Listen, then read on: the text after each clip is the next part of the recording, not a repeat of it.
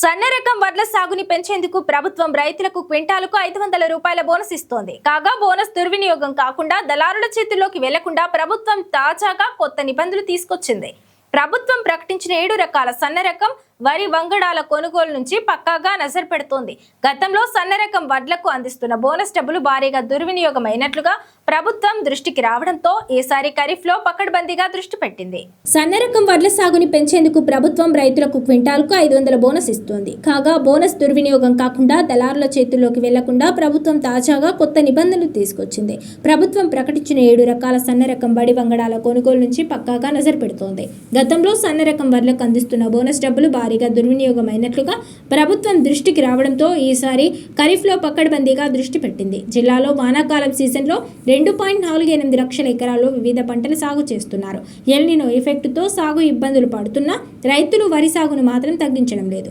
1.91 లక్షల ఎకరాలు వరి సాగుకు సిద్ధమైన రైతులు ఆలస్యంగా నాట్లు మొదలుపెట్టారు.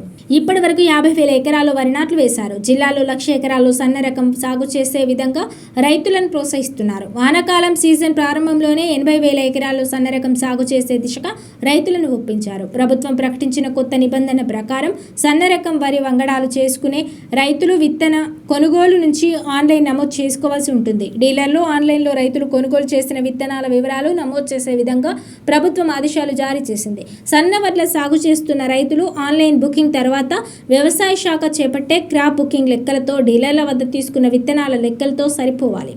వ్యవసాయ అధికారులు క్షేత్రస్థాయిలో పంట దిగుబడి వచ్చిన తర్వాత ఆన్లైన్ వివరాలు పరిశీలిస్తారు. ప్రభుత్వం సన్న రకం వడ్ల కొనుగోలు నుంచి క్రాప్ బుకింగ్ వరకు ఆన్లైన్ విధానం కొనసాగిస్తుంది. విత్తన కొనుగోలు సమయంలోనే నమోదు చేసే దిశగా ప్రత్యేకంగా వెబ్సైట్ అందుబాటులోకి తెచ్చింది. డీలర్ సులభంగా లాగిన్ కావడానికి వీలుగా QR కోడ్ సదుపాయాన్ని కూడా కల్పించింది. వెబ్సైట్లో రైతు కొనుగోలు చేసిన వరి రకం, రైతు పేరు, తండ్రి పేరు, మొబైల్ నెంబర్, పట్టాదార్ పాస్ పుస్తకం వంటి ప్రాథమిక వివరాలతో పాటు విత్తన రకం, కంపెనీ పేరు, lab number, seed packet size, కొనుగోలు చేసిన తేదీని ఖచ్చితంగా నమోదు చేస్తారు. ఇది కేవలం ప్రస్తుత ఖరీఫ్ సీజన్లో మాత్రమే ఉపయోగిస్తారు. దాదాపు 2 నెలలు గడిచిన తర్వాత రైతులు వివరాలు నమోదు చేసే ప్రక్రియ ముందుకు రావడంతో విత్తన డీలర్లు ఇబ్బంది పడుతున్నారు. ఇప్పటికే విత్తనాలు కొనుగోలు చేసిన రైతులకు ఫోన్ చేసి యాప్లో వివరాలు నమోదు చేయాలని రమ్మని కోరినా పట్టించుకోవడం లేదని డీలర్లు వాపోతున్నారు. వివరాలు నమోదు కాకుంటే మాత్రం ప్రభుత్వం అందించే 500 బోనస్ కోల్పోవాల్సి వస్తుందని వ్యవసాయ శాఖ అధికారులు చెబుతున్నారు.